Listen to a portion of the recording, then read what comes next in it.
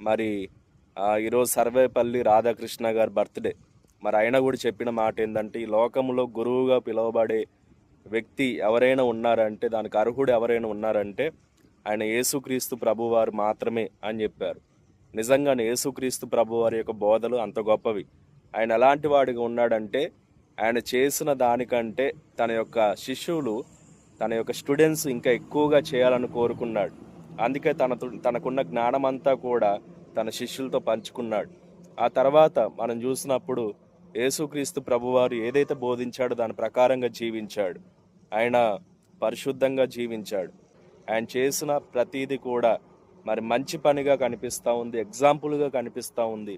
మరి అలాంటి మంచి టీచర్ మరి ఈ లోకంలో ఎవరైనా ఉన్నారా అంటే ఎవరు కూడా లేరు అని చెప్పటంలో ఎలాంటి సందేహం లేదు.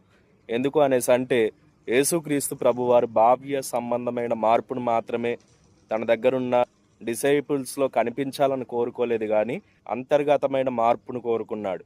అంతర్గతమైన మార్పు కొరకు ప్రయత్నించాడు. భావ్య సంబంధమైన మార్పు కొరకు ప్రయత్నించినప్పుడు కేవలం భావ్య సంబంధమైన జీవితం బాగుపడుతుంది, కానీ అంతర్గతంగా మనిషి మారినప్పుడు నిత్య జీవానికి చేర్చబడతాడు. అంత మాత్రమే కాదు, భావ్య సంబంధమైన స్థితిగతుల్లో ఎదిగినప్పుడు మరి అక్కడి నుంచి పడిపోకుండా స్థిరపరచబడతాడు. కాబట్టి యేసుక్రీస్తు ప్రభువారు ఒక టీచర్గా గొప్ప ఎగ్జాంపుల్గా ఉన్నాడు. ప్రతి ఒక్క టీచర్ కూడా మరి ఆయన ఎగ్జాంపుల్గా తీసుకొని మరి యేసుక్రీస్తు ప్రభువారు వలె ఔదార్యము కలిగిన టీచర్స్గా, అదేవిధంగా ఎగ్జాంపుల్గా ఉండే టీచర్స్గా ఉండాలని మనస్ఫూర్తిగా కోరుకుంటూ హ్యాపీ టీచర్స్ డే.